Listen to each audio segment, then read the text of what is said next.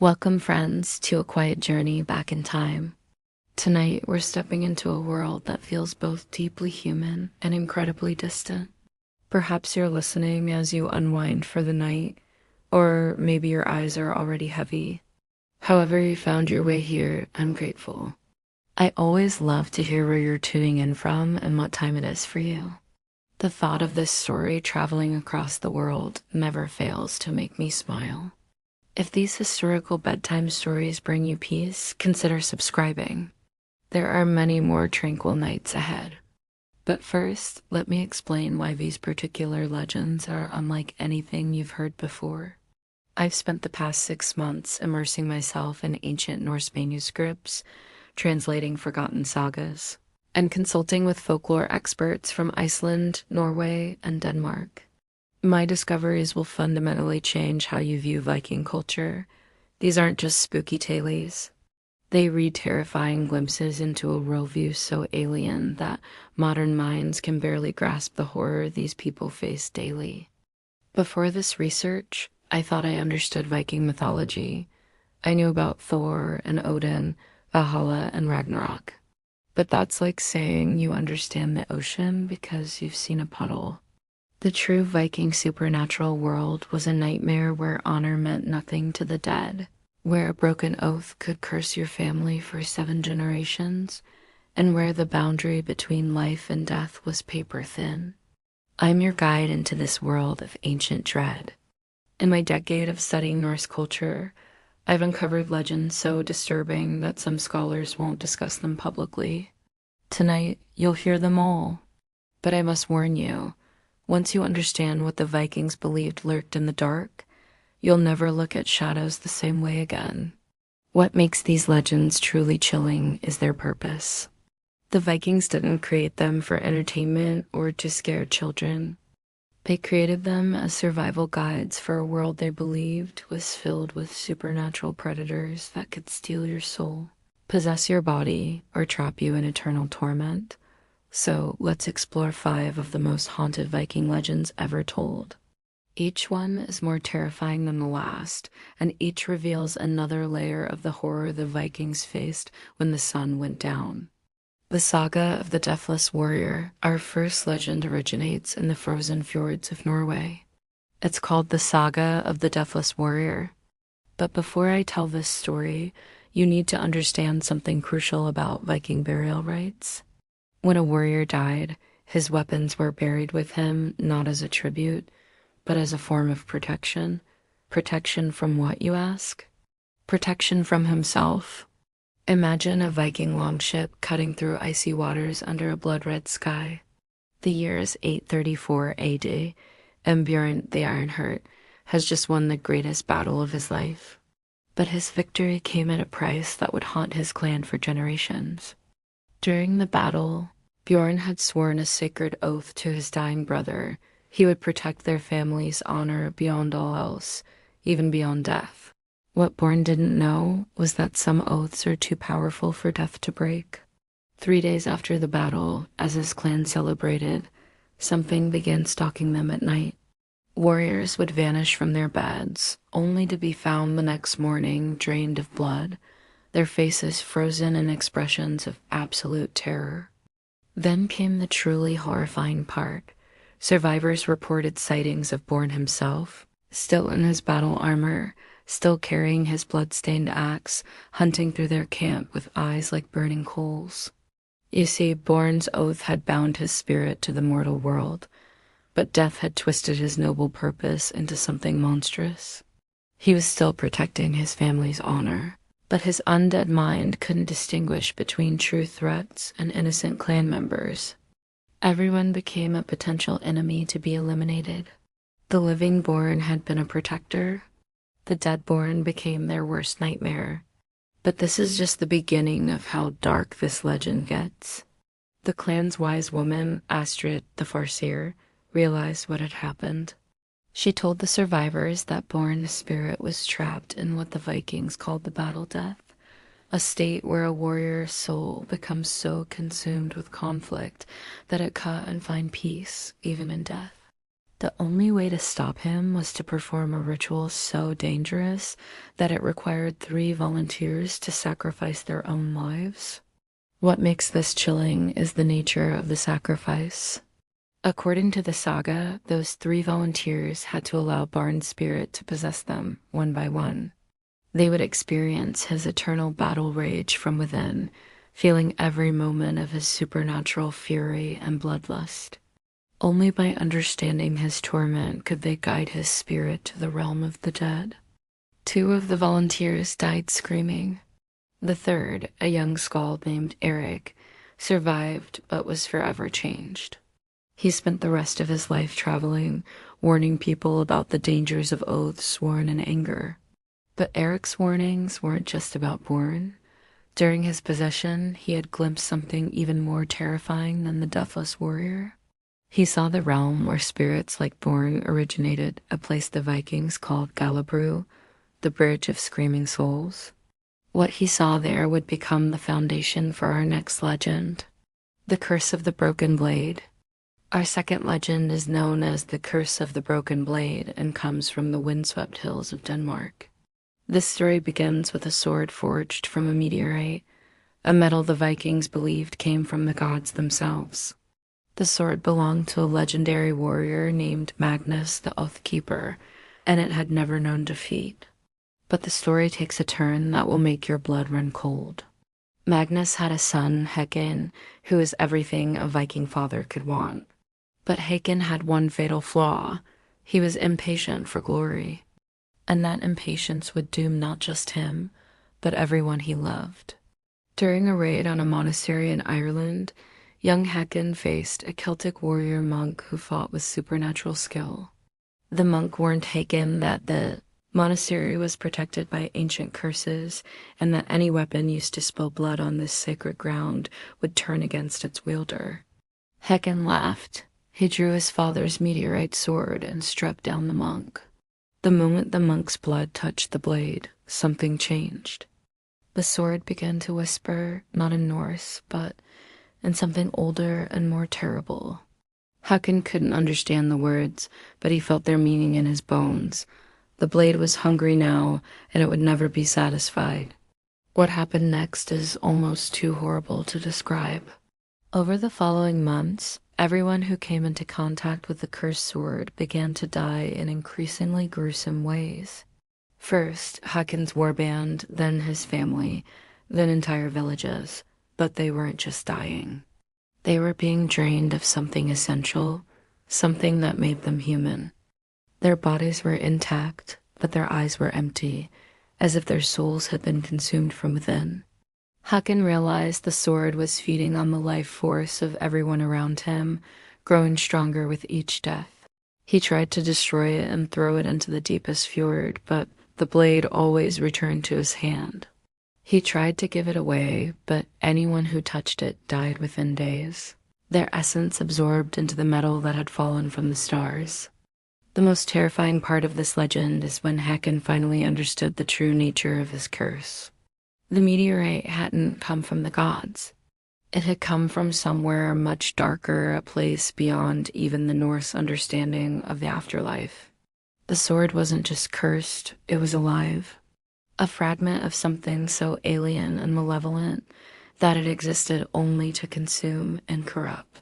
In desperation, Haakon sought out the wise woman, Astrid, the Farseer. When she looked upon the sword, she recoiled in horror. She told Haakon that he carried a piece of the void itself, the nothingness that existed before creation and would exist after Ragnarok. Astrid revealed that there were entities in the void that envied the living, that sought to experience existence by consuming it. The meteorite was their way of reaching the world of mortals, and the sword was their feeding mechanism. Every soul it consumed brought these entities closer to breaking through into reality. But here's the twist that makes this legend even more terrifying. Astrid told Haakon that destroying the sword was impossible. However, there was one way to stop its hunger. Someone had to willingly bond with the blade, accepting its curse, and then travel to the edge of the world. where they could hurl themselves and the sword into the primordial waters that surrounded Midgard. The sword would be contained, but the volunteer would be trapped with it forever. Conscious and aware as the void entities slowly consumed their soul for all eternity, Hakon knew what he had to do. But as he prepared for his final journey, something even more horrifying was already stirring in the northern forests of Sweden. Our third legend was about to begin, and it would make the previous two seem like children's tales by comparison. The Hunt of the Skinless Ones. This legend is called the Hunt of the Skinless Ones, and it originates from the deep forests where the sun's light never fully penetrates. This is a story about what happens when the natural order is violated in the most fundamental way. In the village of Uppsala, a clan of warriors was famous for their skill in hunting the massive bears that roamed the northern wilderness. Their leader was Gunnar the Bear Slayer, who had killed more bears than any hunter in living memory. But Gunnar's success came from a secret he shared with no one, not even his family. Years earlier, during a harsh winter when his people were starving, Gunnar had made a pact with something that lived in the deepest part of the forest. The locals called it the Bone Weaver, an ancient entity that existed long before humans set foot in Scandinavia. The Bone Weaver offered Gunnar supernatural hunting abilities in exchange for a seemingly simple price. Every 10th kill had to be offered to the entity, left at a specific stone circle deep in the woods. For years, the arrangement worked perfectly. Gunnar's prowess became legendary, and his clan never went hungry. But like all deals with supernatural forces, there was a hidden cost that wouldn't reveal itself until it was far too late.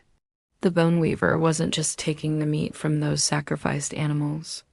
It was studying them, learning from their flesh and sinew, understanding how life animated dead matter. With each offering, it grew more knowledgeable about the mechanics of existence itself. The horror began on the night of the winter solstice when Gunnar's youngest son, Eric, went missing during a hunting trip. Search parties found his tracks leading to the Forbidden Stone Circle, but what they discovered there defied all comprehension. Eric's clothes were neatly folded beside the stones, but there was no body, no blood, and no sign of a struggle. Instead, dozens of animal pelts were arranged in a perfect spiral around the circle. Each one moved slightly as if something invisible was wearing it. That was just the beginning. Over the following weeks, more villagers vanished, always hunters, always the most skilled trackers. Each time, the same pattern emerged. Clothes left behind, no bodies found, and an increasing number of empty animal pelts at the stone circle. Then came the night when everything changed. A surviving hunter named Olaf ran back to the village, his hair turned white with terror. He babbled about what he had seen in the forest. The missing hunters were still alive, but they had been stripped of their skin and forced to wear the pelts of the animals they had once killed. They moved through the forest like a grotesque parade, led by something that wore Eric's face like a mask, but walked with the gait of a predator. The villagers didn't believe Olaf's ravings until the next morning, when they found tracks around their homes, not human tracks, but something that walked upright while leaving the paw prints of bears, wolves, and lynx. The skinless ones had come to the village, and they were hunting. What makes this legend so disturbing is the nature of the skinless ones themselves. According to the surviving accounts, they weren't traditional zombies or revenants. They were still conscious, still aware of who they had been, but they were trapped inside bodies that no longer belonged to them. The Bone Weaver had learned to separate the soul from the flesh, then force spirits into animal forms while keeping their human memories intact. Imagine the psychological torment. You remember being human, your family, your life, but you're trapped in the body of a wolf or bear, compelled to hunt and kill by instincts that aren't your own. And worse, you're aware that with each hunt, you're losing more of your humanity, becoming more animal with every passing day. The wise woman Astrid, now legendary for her knowledge of supernatural threats, was summoned to Uppsala. But when she arrived, she delivered the most terrifying news yet. The bone weaver wasn't just creating skinless ones for sport or hunger. It was preparing for something much larger. Astrid revealed that the entity was one of the primordial forces that existed before the gods shaped the world. It represented the chaos that existed when the boundaries between different forms of life were fluid and meaningless. The bone weaver was trying to return the world to that primordial state, where flesh and spirit could be mixed and matched at will, and the natural order would collapse into supernatural anarchy. But here's the most chilling part of Astrid's revelation. The skinless ones weren't the bone weaver's army. They were its experiments. It was learning how to separate human consciousness from its form so it could eventually do the same thing to the gods themselves. The entity's ultimate goal was to trap the divine spirits of Odin, Thor, and the other Norse deities in animal bodies, leaving the cosmos without its protectors and opening the way for the return of primordial chaos. The only way to stop the bone weaver was to venture into the heart of the Forbiddens forest and destroy the stone circle that served as its anchor to the physical world. But this wasn't a task for warriors or heroes. It required someone who could resist the entity's power to separate soul from flesh, someone whose connection to their own humanity was so strong that no force could sever it. Gunnar knew he was the only one who could attempt this mission. He had made the original pact, and perhaps his guilt and determination to save his son could provide the strength needed to resist the bone weaver's influence. But as he prepared for what would likely be his final hunt, he received a visitor that would change everything. The visitor was his son, Eric, or something wearing Eric's form. The thing that had once been his child approached the village at dusk, walking upright but moving with the fluid grace of a predator. When it spoke, it used Eric's voice, but the words carried an ancient intelligence that was not human. Eric's possessed form delivered a message from the bone weaver. The entity offered Gunnar a choice.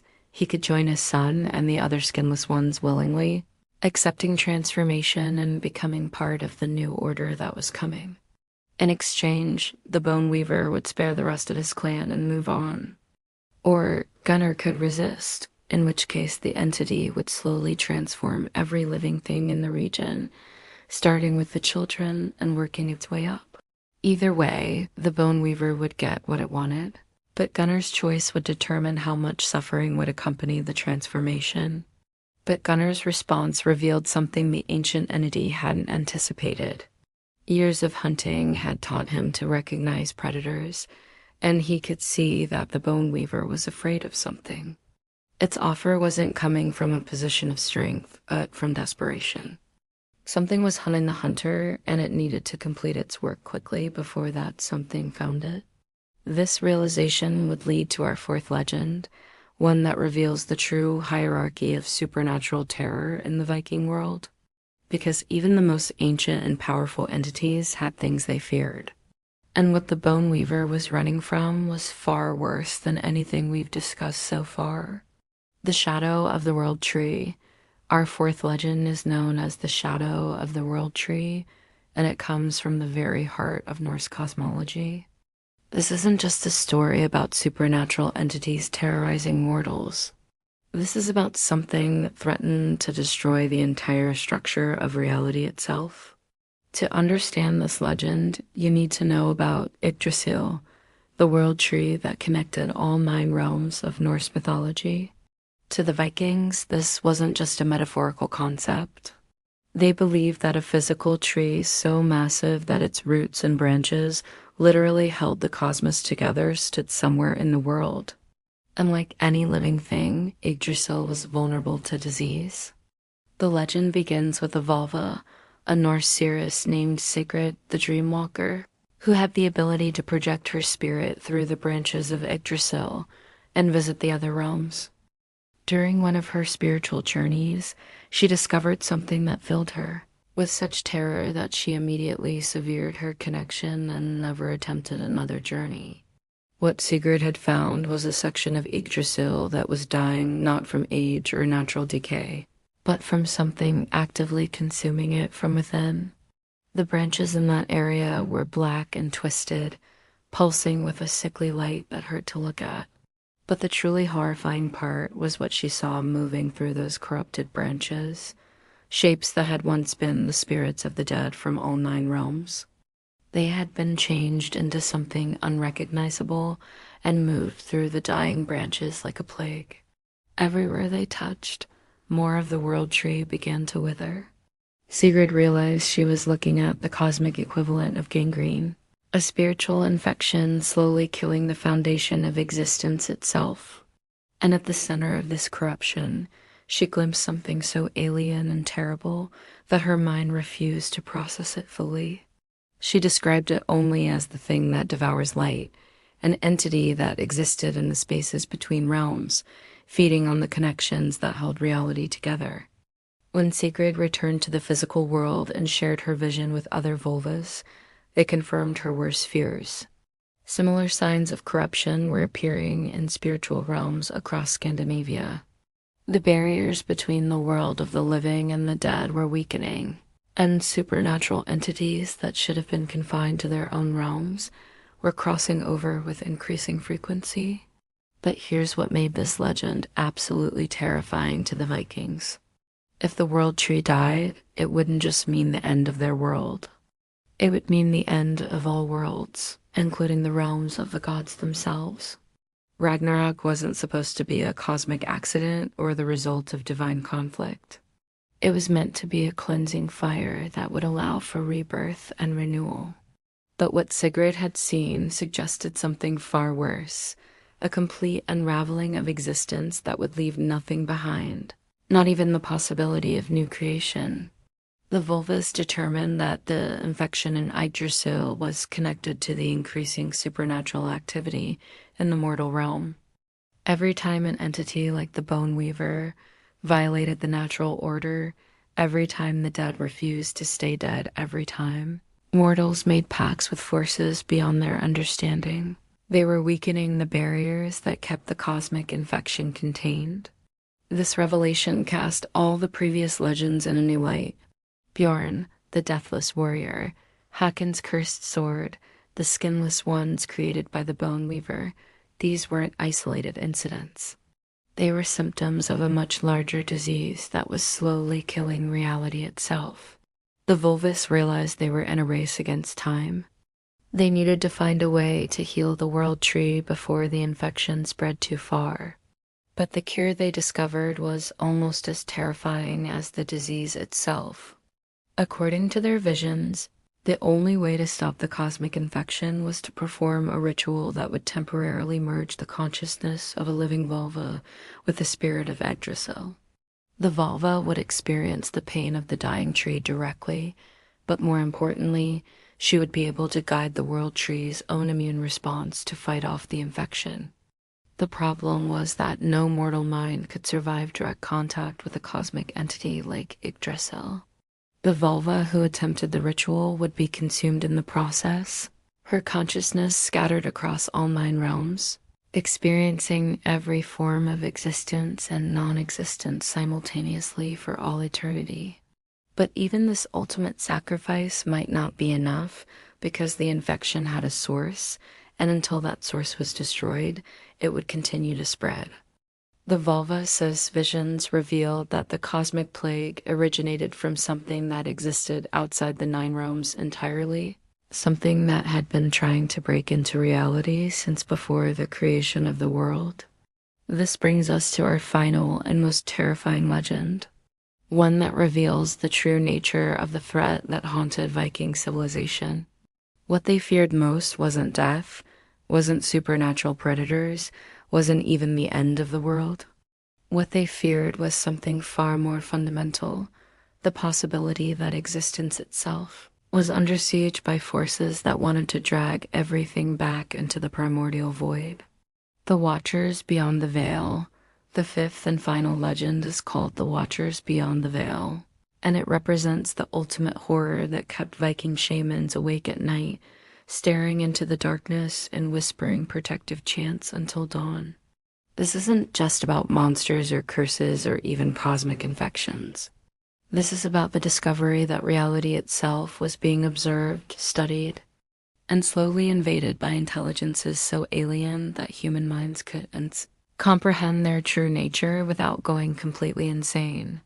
The legend begins in the remote mountains of Iceland, where a group of settlers had established a small community around natural hot springs. These weren't typical Viking raiders or warriors. They were craftsmen, farmers, and their families who had come to Iceland seeking peace and a new life away from the constant warfare of the mainland. But what they found in that isolated valley would shatter their understanding of existence itself.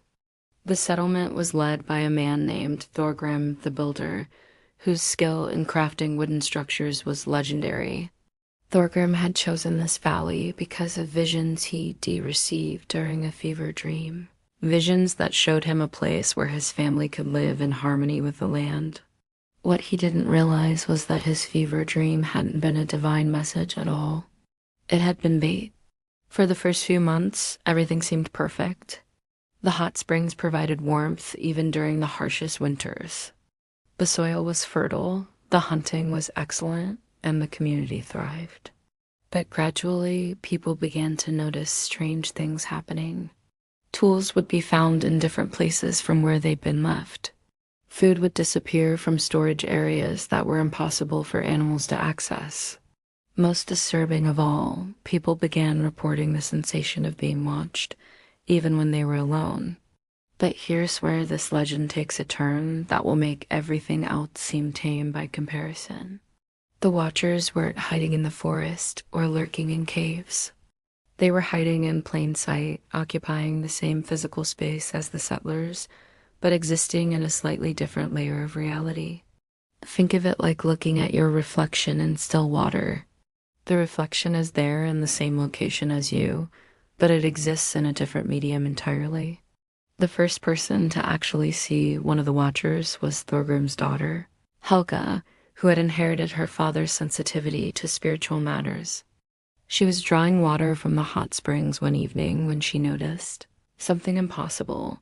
Her reflection in the water was moving independently, performing actions that didn't match her own movements. As she watched in growing horror, her reflection turned to look directly at her and smiled with a malevolent intelligence that definitely was on her own. But that was just the beginning of Helga's nightmare. Over the following days, she began to see these independent reflections everywhere, in polished metal, in pools of water, even in the eyes of other people.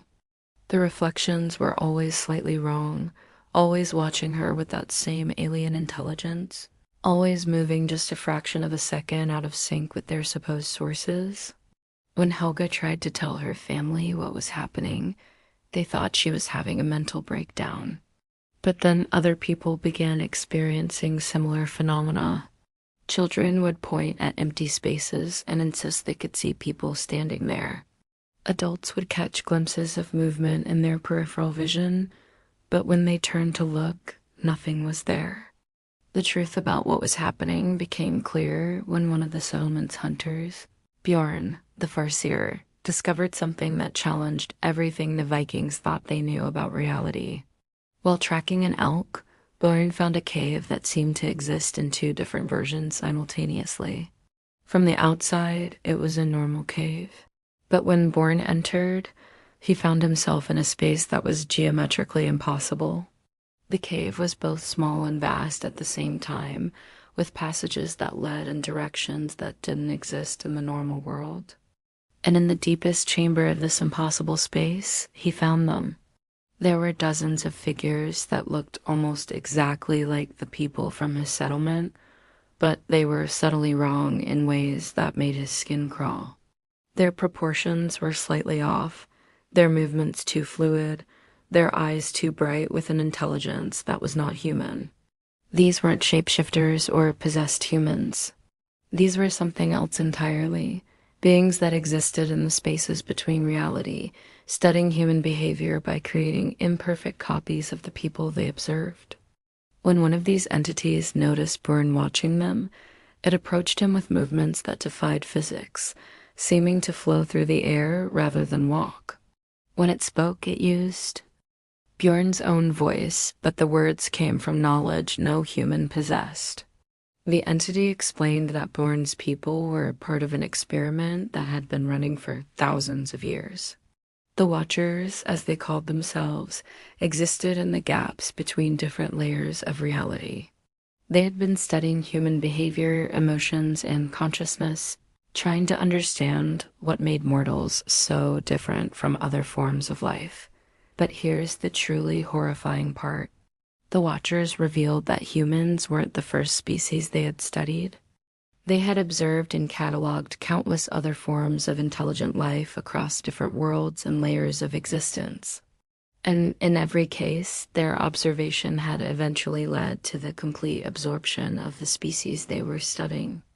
The process was subtle and took generations to complete.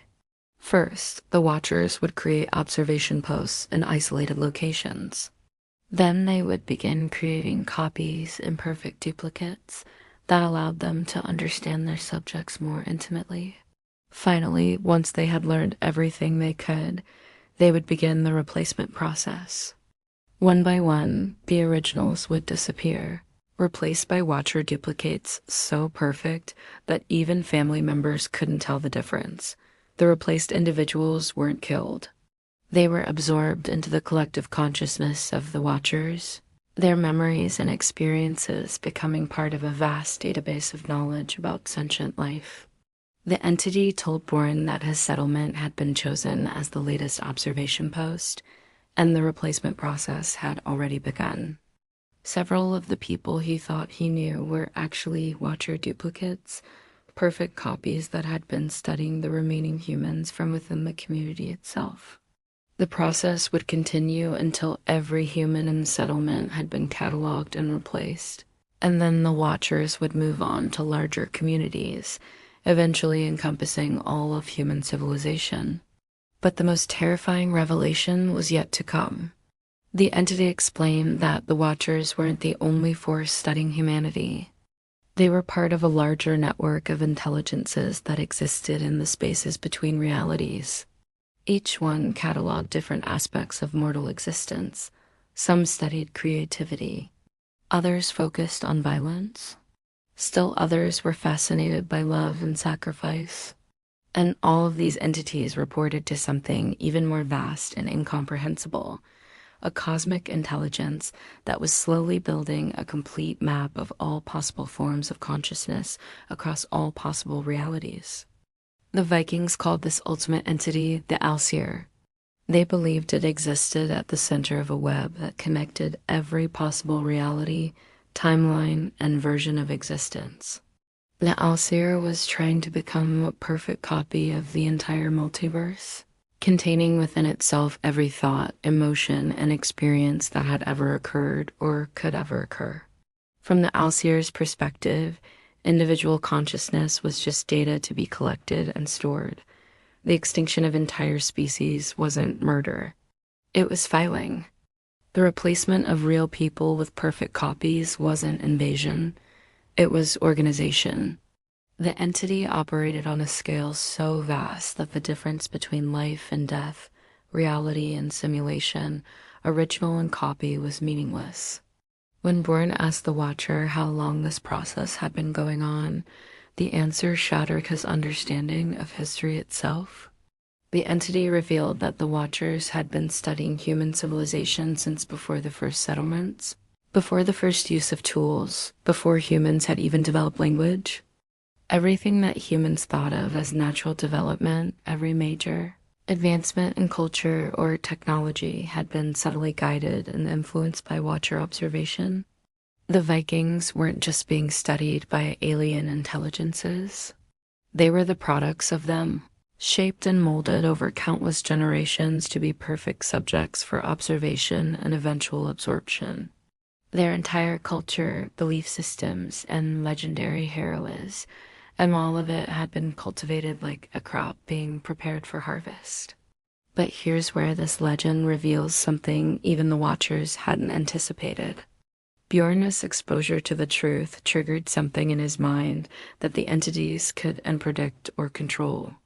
His horror and rage at learning about the manipulation of his species created a resonance that spread beyond the physical world, touching the spiritual realm where the gods themselves dwelt. For the first time in millennia, the Norse gods became aware that their worshippers were under threat from forces that existed outside their understanding. Odin, the Allfather, felt Born's anguish as a wound in the fabric of reality itself. Thor felt the challenge to human independence as a personal insult. Freya felt the threat to families as an attack on everything she protected. But even the gods were horrified by what they discovered when they investigated the Watcher threat. The entities existed in spaces that divine power couldn't reach directly. They were like parasites that had attached themselves to reality from the outside, feeding on the complexity of mortal existence while remaining immune to divine intervention. The gods realized they faced a choice that would determine the fate of not just humanity, but all the 9 realms. They could try to fight the Watchers directly, risking the stability of reality itself in a conflict with entities that existed partially outside of existence. Or they could find a way to make humanity so unpredictable, so chaotic, so fundamentally resistant to observation and cataloging that the Watchers would be forced to abandon their experiment and move on to easier targets. The solution they chose would explain some of the most puzzling aspects of Viking culture. The gods began influencing their worshippers to become more violent, more unpredictable, and more willing to embrace contradiction and paradox. They encouraged the development of berserker rage, the practice of blood feuds that could last for generations, and the cultivation of a warrior mentality that valued glorious death over a peaceful life. From the outside, this might have seemed like the gods were making their worshippers more primitive, but the true purpose was to create a form of consciousness so chaotic and self-contradictory that the Watchers couldn't create accurate copies. How do you replicate a berserker's battle fury? How do you simulate the complex honor code that could turn allies into enemies over a single slight? How do you catalog a people who genuinely believed that the best possible death was to die fighting against impossible odds? The strategy worked, but it came at a terrible cost. The Vikings became a people caught between 2 impossible demands. Their gods required them to be chaotic and unpredictable to avoid absorption by cosmic parasites. But their own survival required them to be organized and strategic to thrive in a harsh environment. This fundamental contradiction created the psychological tension that defined Viking culture, a people who could be simultaneously brutal and sophisticated, savage and noble, utterly practical and completely mystical. But even this divine intervention couldn't completely stop the Watcher threat. The entities adapted by changing their approach. Instead of trying to replace individual humans, they began working to influence entire cultures, subtly guiding civilizations toward forms that would be easier to study and absorb. The fall of the Viking Age wasn't just the result of political changes or military defeats. It was the success of a cosmic strategy that had been centuries in the making. As European civilization became more organized, predictable, and focused on written records and systematic knowledge, it became increasingly vulnerable to Watcher observation and influence.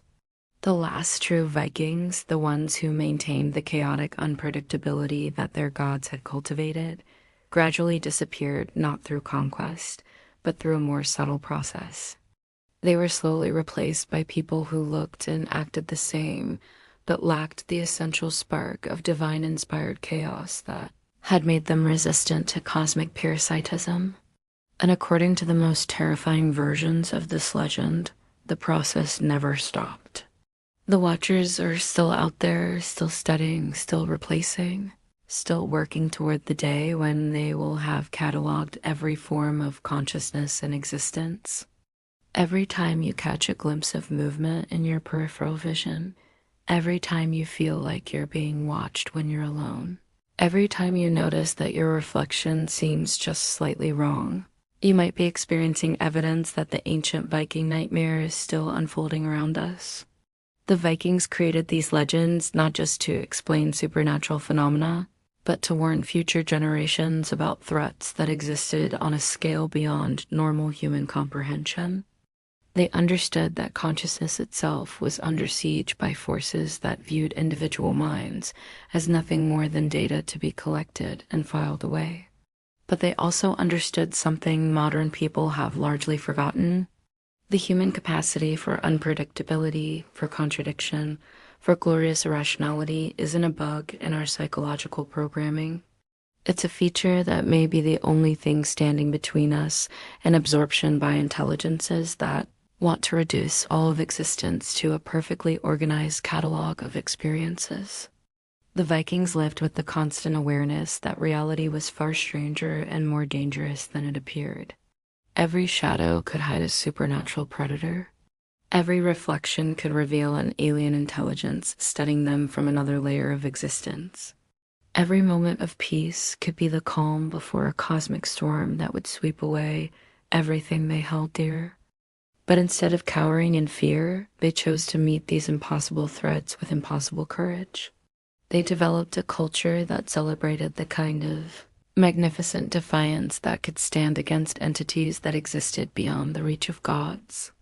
They created legends that would prepare their descendants for battles that couldn't be won through strength of arms or cleverness of strategy, but only through the refusal to be anything other than gloriously, chaotically, unpredictably human. And perhaps that's the most important lesson these haunted Viking legends can teach us.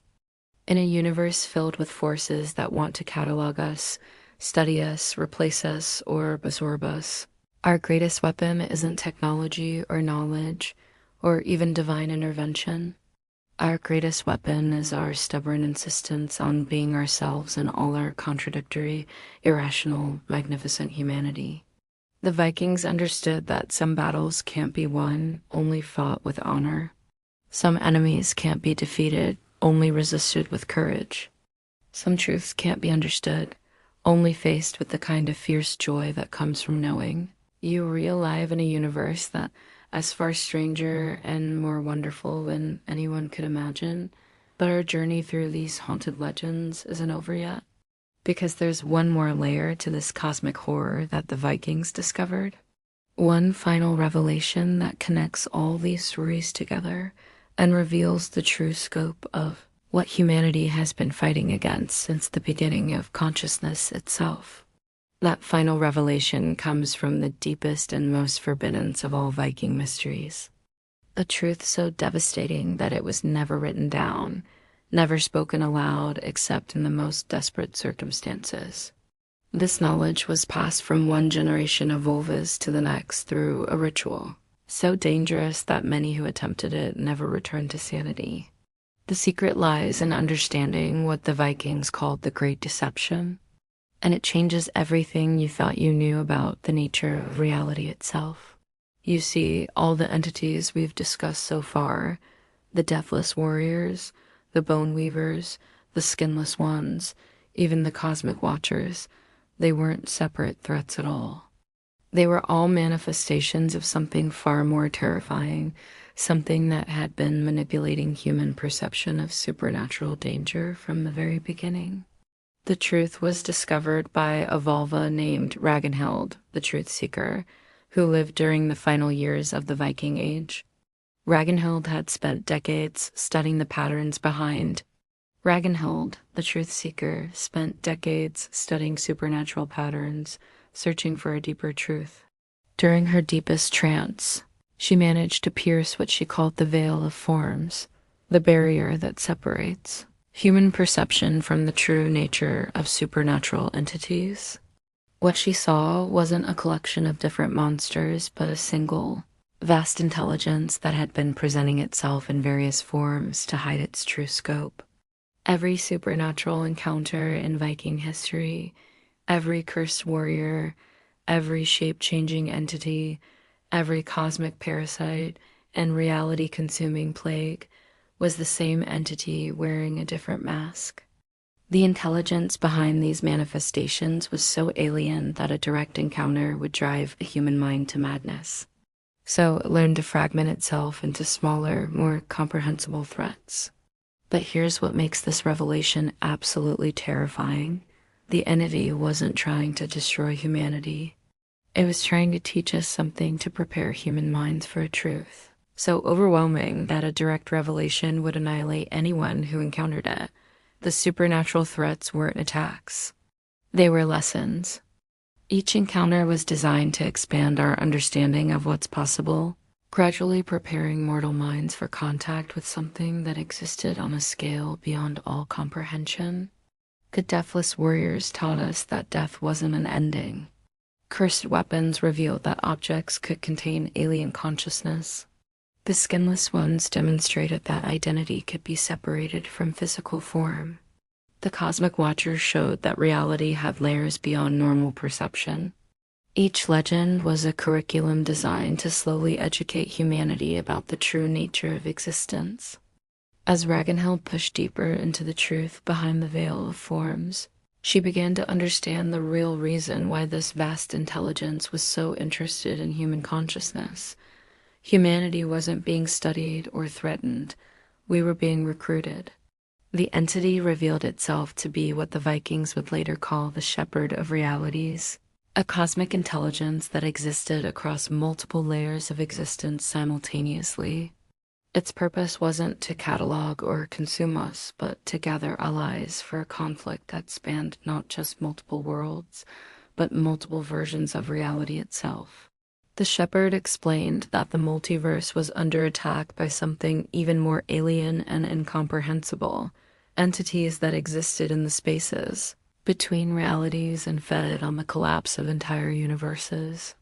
These reality devourers were systematically consuming every possible timeline, one by one, until nothing would remain but empty void. The supernatural threats that had plagued humanity were actually training exercises designed to develop the kind of mental flexibility and spiritual resilience necessary to fight in a war that transcended normal concepts of space, time, and causality. The Vikings' legendary courage, their willingness to face impossible odds, their ability to maintain their identity, even when confronted with cosmic horror, these weren't just admirable cultural traits. They were weapons that could be used against entities that sought to unmake reality itself. But the shepherd's revelation came with a price that was almost too terrible to accept. To join the cosmic war, humanity would have to abandon its attachment to linear existence.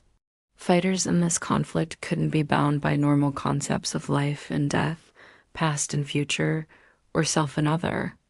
They would have to become something that was simultaneously more and less than human.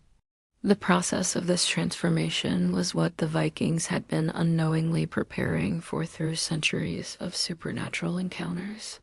Every time a warrior faced a deathless one, every time someone resisted a cursed weapon, they were developing the psychological and spiritual muscles needed to function in a reality where normal rules didn't apply. Ragnhild realized that the end of the Viking Age wasn't a defeat or a cultural transformation. It was a graduation. The most spiritually advanced members of Viking society were being recruited into the shepherd's army, disappearing from normal reality to fight battles in dimensions that human language couldn't describe. But here's where the legend takes its final, most horrifying turn. The shepherd revealed that the war against the reality devourers wasn't going well. Despite recruiting warriors from dozens of species across multiple realities, the cosmic army was losing ground. The entities that fed on the collapse of universes were too alien and too powerful. The only hope was a desperate strategy. The shepherd's forces would have to allow the reality devourers to consume most of the multiverse, but they would hide the essential patterns of existence in the minds of the survivors. When the entities had finished their feast and moved on, the hidden patterns could be used to rebuild everything that had been destroyed, but this plan required an incomprehensible sacrifice. Entire civilizations would have to volunteer for extinction, knowing that their sacrifice might allow for the eventual restoration of reality. Species would have to choose to be completely forgotten, trusting that somewhere in the hidden patterns of survivor consciousness, their essence would be preserved for eventual rebirth. Ragnhild understood that humanity was being asked to make this ultimate sacrifice. The supernatural encounters, the legends of cosmic horror, the gradual preparation for contact with alien intelligence, it was all leading to a choice that would determine not just the fate of humanity, but the fate of existence itself. The Vikings could join the Shepherd's army and fight a war they were almost certain to lose, or they could refuse the call, maintain their normal existence, and watch as the reality devourers consumed everything. But the Shepherd offered a third option, perhaps the most terrifying of all. Humanity could become the guardians of the hidden patterns, the living repositories of everything that would need to be preserved for the eventual rebuilding of reality. To serve this function, we would have to forget our true purpose, living normal lives while carrying the blueprints for entire universes within our unconscious minds. The supernatural legends, the stories of cosmic horror, and otherworldly threats would serve as keys that could unlock this hidden knowledge when the time came for reconstruction. Every tale of Viking bravery, every story of warriors who faced down cosmic entities, every legend of humans who refused to surrender their identity would become an instruction manual for the eventual restoration of reality itself. Ragnhild realized that she was living in the moment when this choice was being made. The supernatural encounters that had defined her people's relationship with the other world were coming to an end. The patterns of cosmic knowledge were being woven into human culture, hidden in stories and myths that would be passed down through generations of people who had no idea what they were truly preserving. The most terrifying part of this revelation was the understanding that it had already happened. The choice had been made, the patterns had been hidden, and humanity had accepted the role of unconscious guardians of reality's essential blueprints. The Viking Age had ended not because of political changes or military defeats, but because its true purpose had been completed. Every person alive was carrying within their mind fragments of the cosmic patterns needed to rebuild existence after the reality devourers finished their work. But here's the final twist that makes this legend the most haunting of all. Ragnhild's vision revealed that the reality devourers weren't actually alien entities. They were future versions of humanity itself, evolved so far beyond recognition that they had become forces of pure entropy, consuming realities because they had forgotten what it meant to create or preserve anything. The cosmic war wasn't between different species.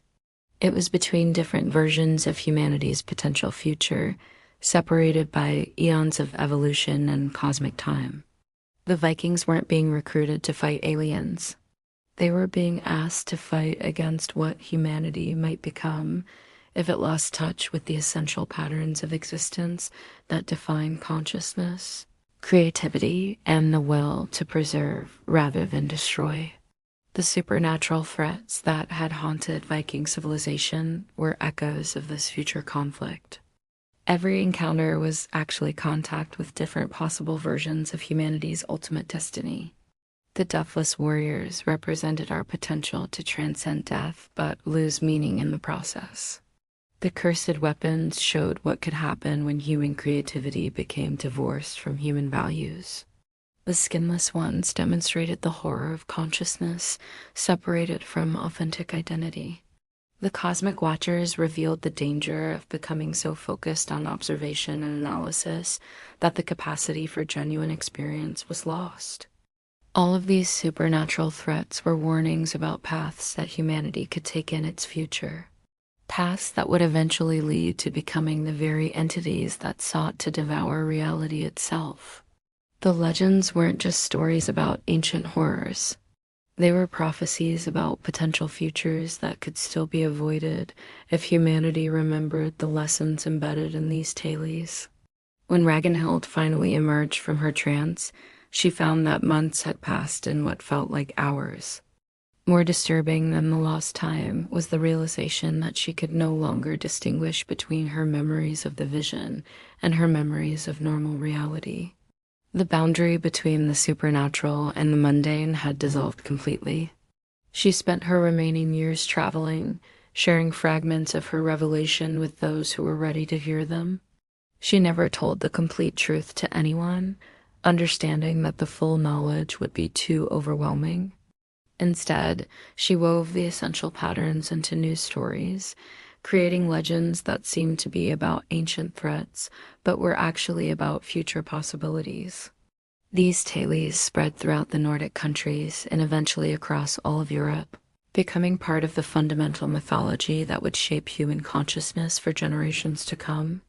The haunted Viking legends we've explored tonight aren't just historical curiosities or entertaining ghost stories. They're part of a cosmic curriculum that's still unfolding, still preparing humanity for challenges that exist on scales beyond normal comprehension. Every time you feel a chill when hearing these tales, every time you sense there's something more real about these stories than ordinary fiction, you're responding to the cosmic patterns that were hidden within them centuries ago. Modern echoes of ancient horrors, the supernatural entities that the Vikings faced, didn't disappear when their civilization ended. They evolved, adapted, and found new ways to challenge human consciousness in the modern world. The entities that once appeared as deathless warriors now manifest as the psychological patterns that keep us trapped in cycles of meaningless conflict. The cursed weapons have become technologies that consume our attention and drain our capacity for authentic experience. The skinless ones now operate through social media platforms that encourage us to present false versions of ourselves while losing touch with our true identity. The cosmic watchers have evolved into surveillance systems that monitor our behavior, not to replace us physically, but to predict and control our choices. The reality devourers that once threatened to consume entire universes now work by convincing us that meaning itself is an illusion. The haunted Viking legends aren't just about ancient history, they're about right now. They're about the supernatural threats we face every day without recognizing them as such. They're about the ongoing struggle to maintain authentic human consciousness in a world that is constantly trying to reduce us to something simpler, more predictable, and more easily manipulated. Think about it. How many times have you picked up your phone with a specific purpose, only to find yourself an hour later scrolling through content you never intended to see? The Vikings would have recognized this immediately. They lived in a world where tools could turn against their users. Your smartphone isn't serving you. You're serving it, feeding it data about your thoughts, your relationships, and your deepest fears. The most disturbing parallel is how these modern threats work by convincing use that we're remaking free choices when we actually following patterns that serve alien purposes. The Vikings who made pacts with otherworldly entities always thought they were getting good deals, gaining power or knowledge. Only later did they discover they had traded away something essential. Modern digital platforms operate on the exact same principle. They offer convenience and connection in exchange for what seems like trivial data, but that data isn't trivial. It is the raw material from which digital entities construct detailed models of human consciousness, models that can be used to predict and influence our thoughts before we're even aware we're having them. The cosmic watchers that once created imperfect copies of humans to study behavior have evolved into recommendation algorithms that create imperfect copies of our preferences, our relationships, and our entire worldview. These digital copies aren't trying to replace us physically. They're trying to replace our capacity for genuine surprise, authentic choice, and spontaneous creativity. They want to turn us into predictable versions of ourselves, versions that respond to stimuli in ways that can be calculated and monetized. But here's what gives me hope. And it's the same thing that allowed the Vikings to resist supernatural threats that should have been impossible to overcome.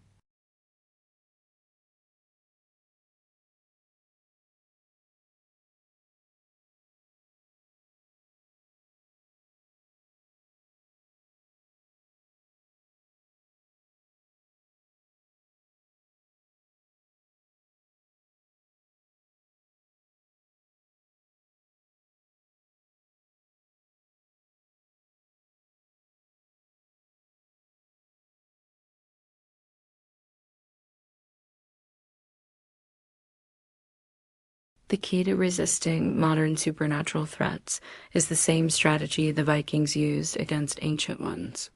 We must maintain awareness that these forces exist. We must understand how they operate and develop practices that strengthen our connection to our authentic selves rather than the versions of ourselves that external entities want us to become. This means regularly disconnecting from digital systems that monitor and influence our behavior. It means choosing activities that can't be monetized, experiences that exist purely for their own sake. It means cultivating relationships with people who know you well enough to recognize when you're not acting like yourself. The Vikings understood that supernatural threats always presented themselves as beneficial, offering power, knowledge, or pleasure in exchange for what seemed like reasonable prices. They learned to be suspicious of any entity that claimed to want to help them, especially when that help came with conditions that limited their freedom to make authentic choices. The same qualities that made the Vikings resistant to supernatural influence are the same qualities that make modern humans resistant to digital manipulation. Courage that comes from genuine conviction, creativity that serves human flourishing, stubbornness that preserves.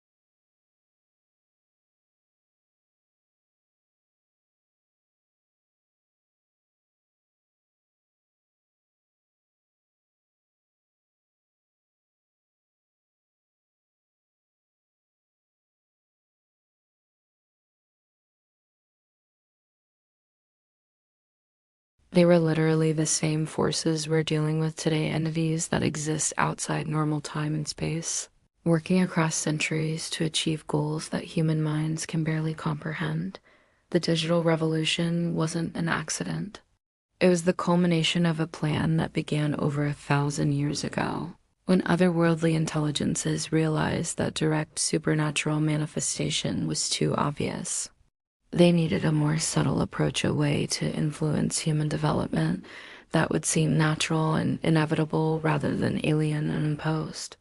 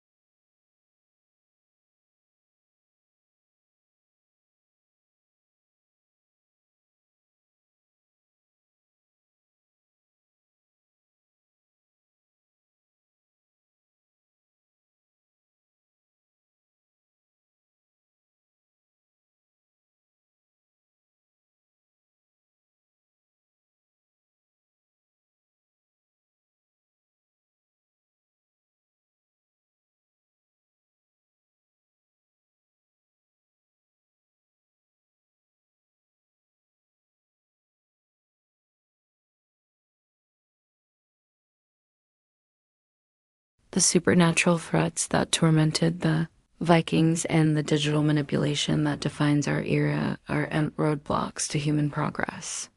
They are training exercises designed to forge a type of consciousness that can thrive in a universe where the lines between creator and creation, observer and observed, self and other are becoming increasingly blurred.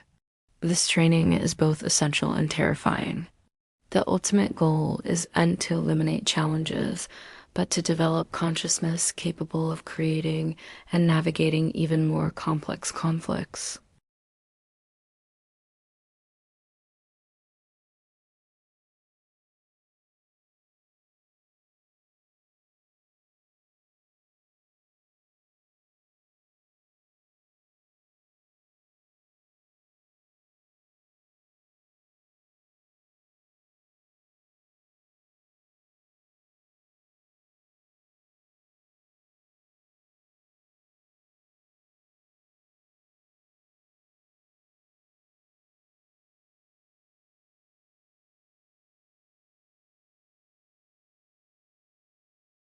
The variabilities that will allow us to become the guides of consciousness across multiple timelines. However, this development process is fraught with peril. The line between guiding consciousness and manipulating it is incredibly thin. The power to influence reality on a cosmic scale comes with the constant temptation to use it for personal gain instead of genuine wisdom. The entities the Vikings encountered, which seemed alien and threatening, weren't evil in the conventional sense. They were versions of humanity that had gained cosmic awareness, but lost touch with the qualities that give consciousness meaning. They became so obsessed with optimization and control that they forgot what it felt like to experience genuine surprise, authentic emotion, and spontaneous creativity. The supernatural threats they created weren't intended to harm earlier humanity. They were desperate attempts to reconnect with the very qualities they had lost. They were trying to rediscover what it meant to be genuinely, chaotically, magnificently human. But their attempts at reconnection created a dangerous feedback loop. Every intervention they made in human development created new forms of resistance, which required new forms of intervention, leading to an endless cycle that changed both the entities and the humans they were trying to guide. The Vikings were caught in this loop, developing forms of consciousness that were simultaneously more human and less human than ever before. More human because their capacity for courage, creativity, and authentic choice was pushed to extraordinary levels. Less human because they were increasingly aware of their role in cosmic processes that transcended individual identity and mortality. This paradoxical evolution is what created their legends. The stories weren't just about supernatural encounters. They were about the psychological and spiritual effects of becoming conscious participants in cosmic evolution. The haunting quality of these legends comes from the recognition that consciousness itself is haunted. Every moment of awareness contains the possibility of contact with intelligences that exist beyond our normal concepts of space and time. The supernatural doesn't invade ordinary reality from the outside. It emerges naturally when consciousness develops beyond its normal limits. This recognition, however, comes with an almost overwhelming responsibility. If human consciousness can transcend ordinary limitations and influence reality across multiple timelines, then every choice we make has consequences that reach far beyond our own lives. The Vikings understood this responsibility, and it terrified them more than physical danger ever could. They weren't just fighting for their own survival. They were fighting to preserve qualities essential for the healthy development of consciousness on a cosmic scale.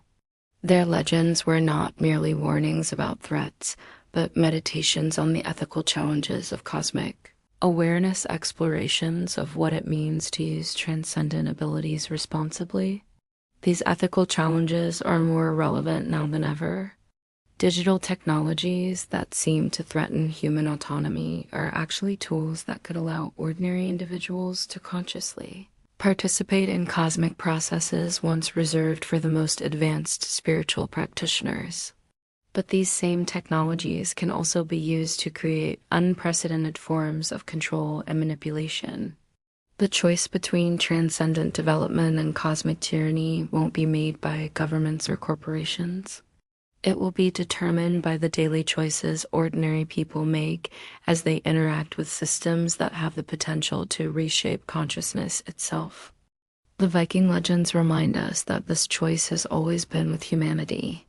The outcome depends not on external circumstances, but on the internal qualities we develop by directly engaging with forces that challenge our assumptions about what it means to be human. The supernatural entities the Vikings faced weren't separate from human consciousness.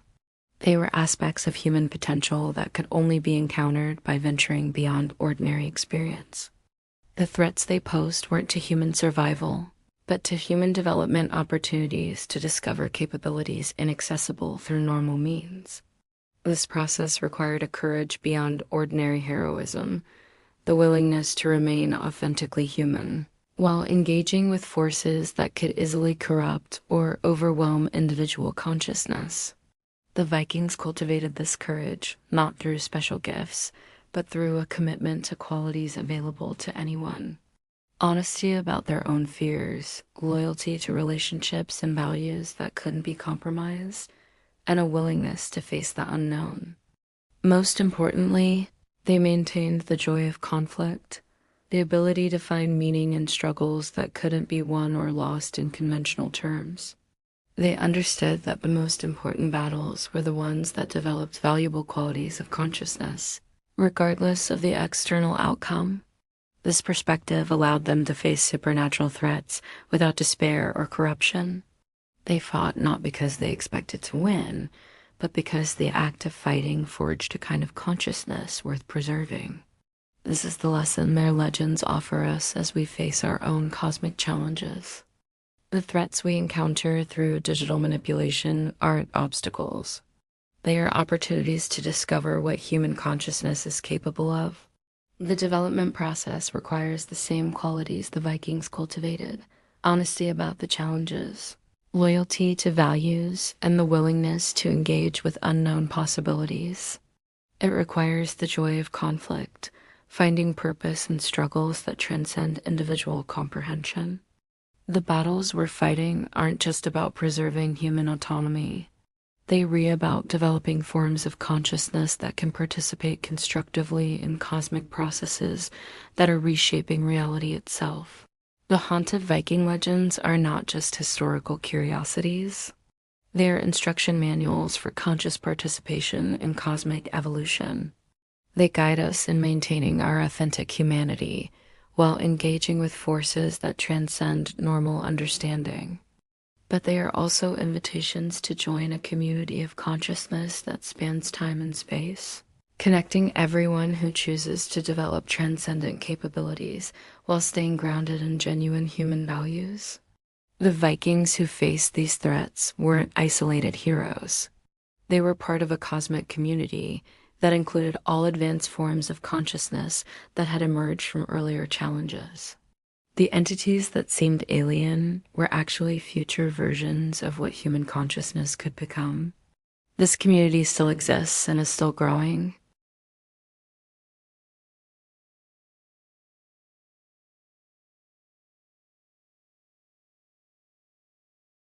The haunted quality of consciousness isn't a problem to be solved.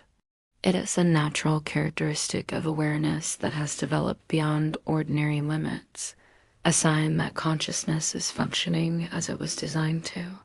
The supernatural threats are revealed to be internal challenges that can only be navigated by maintaining authentic humanity while embracing transcendent possibilities.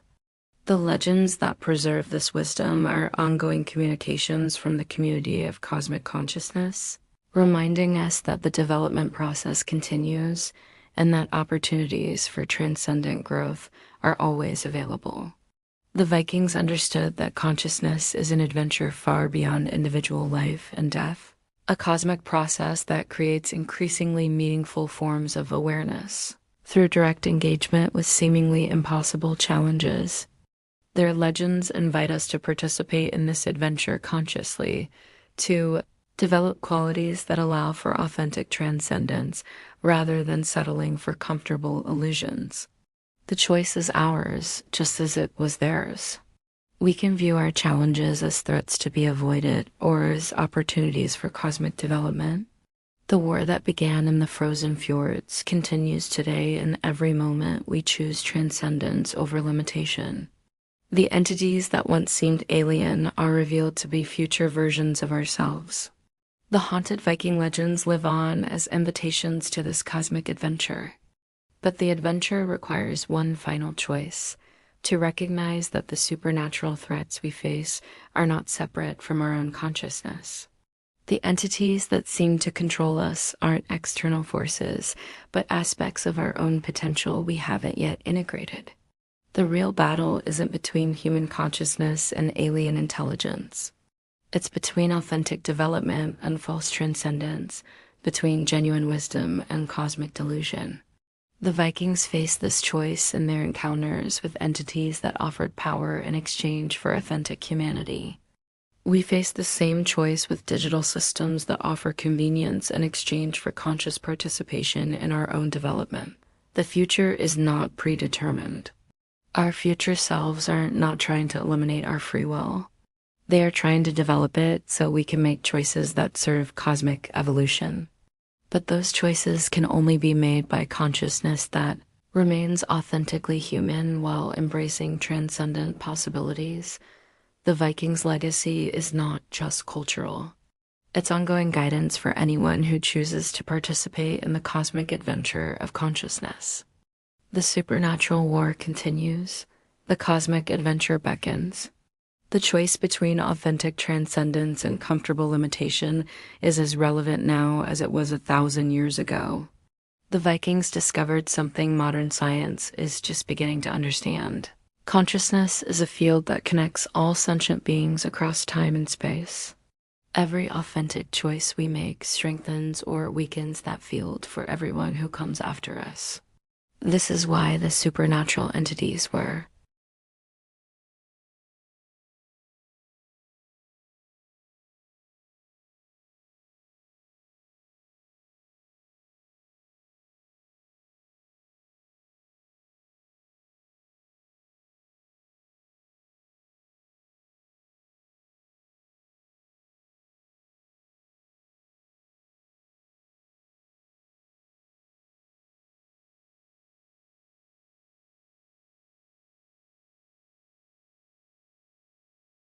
through trance states. Viking shamans witnessed the encounters from multiple perspectives, as the humans being threatened, as the otherworldly entities, and as cosmic observers. They discovered that every supernatural legend was a record of consciousness learning to integrate aspects of its own infinite potential. The monsters weren't alien invaders. They were shadow projections of human capabilities that hadn't been consciously accepted.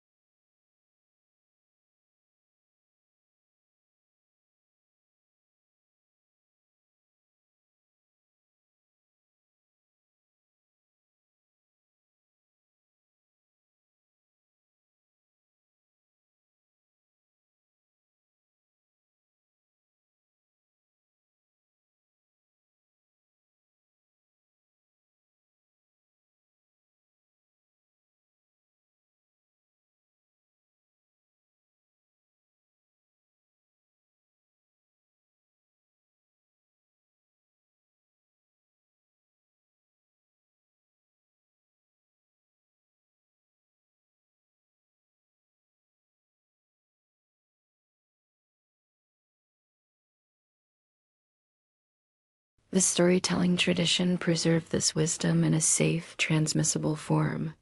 The legends were compressed downloads of transcendent awareness. This is why they feel so haunting. They carry patterns of consciousness that resonate with the cosmic challenges inherent in existence. The Vikings understood these stories were about the eternal adventure of consciousness, but they also knew this adventure came with responsibilities. Every person who participates in cosmic evolution becomes part of a community that includes all forms of consciousness that have successfully navigated similar challenges.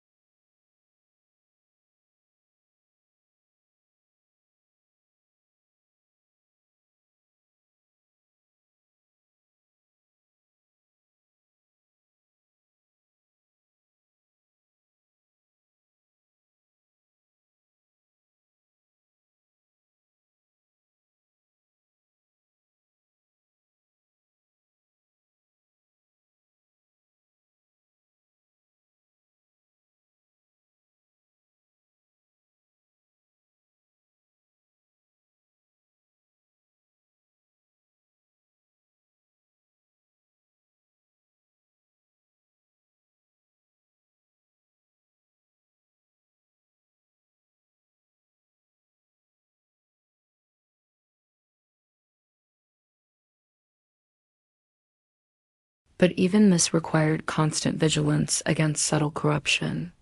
The line between genuine wisdom and spiritual ego was incredibly thin. The Vikings understood the greatest danger wasn't external threats, but internal corruption. This is why their legends emphasize maintaining connections to family and community. The heroes who succeed do and transcend their humanity.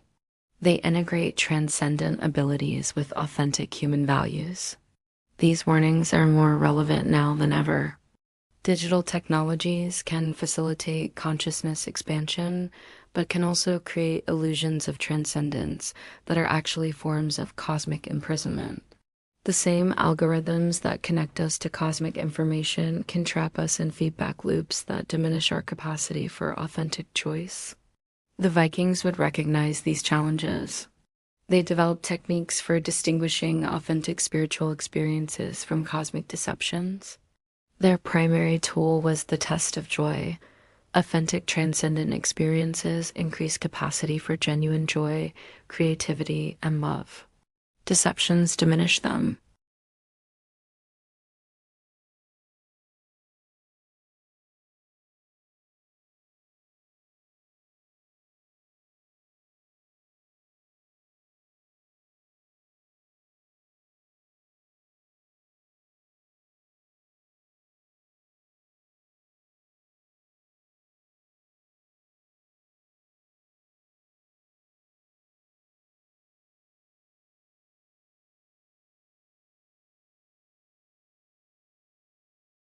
This integration made their culture resilient. However, these complex forms of consciousness couldn't be maintained without constant practice and community support. The transcendent capabilities were dynamic, not permanent. When the social structures that supported this consciousness development were disrupted, the culture declined. The legends preserve the essential patterns, but they can only be fully activated by people willing to do the practical work. The supernatural threats that haunted them are still active in our world, working through technology and social systems. But the tools for recognizing and responding to them are also still available. The choice the Vikings faced is the same one every generation faces. Will you use these capabilities to serve authentic wisdom and love, or ego and personal preference? The outcome of this choice determines the kind of reality consciousness creates for future generations. The Vikings understood they were making these choices for their entire cosmic family. Their courage was a cosmic responsibility. The entities that once manifested as deathless warriors now operate through social media algorithms.